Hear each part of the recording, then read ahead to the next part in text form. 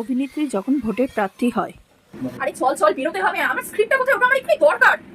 Madam আপনি script নিয়ে কি করবেন? আপনি তো শুটিং এ যাচ্ছেন না, আপনি যাচ্ছেন ভোটের প্রচারে প্রার্থী হিসেবে জনগণের কাছে ভোট চাইতে। আরে এই ভোটটা হলো জনগণকে বোকা বানানোর বড় অভিনয়, আর এই অভিনয় আমাকে জিততেই হবে, বুঝলি? মানে এই অভিনয় আমাকে জিততেই হবে, আমাকে কোনোভাবে জিততেই হবে। আর সেদিন আমার স্ক্রিপ্টটা কে লিখেছিল? হ্যাঁ, কে লিখেছিল? যত সব ভুলভাল কথাবার্তা, মানে কোনো ভুল কথাবার্তা কোনো মানেনি। আরেকটা শব্দ মানে কি বলবো, মুখে আনা যায় না সেই শব্দগুলো। আমি ভাগ্যিস আগে স্ক্রিপ্টটা ভালো করে নিয়েছিলাম, নাহলে তো জনগণের কাছে মারধর খেয়ে যেতাম।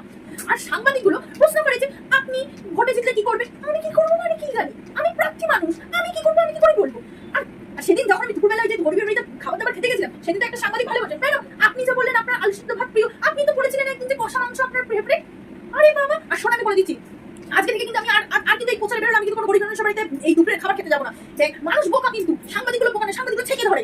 তারপরে ভোটে হেরে গেলে কি হবে? আমার প্রেস্টিজ পুরো পাংচার হয়ে যাবে। রেডি হতে চল, বেরোতে হবে।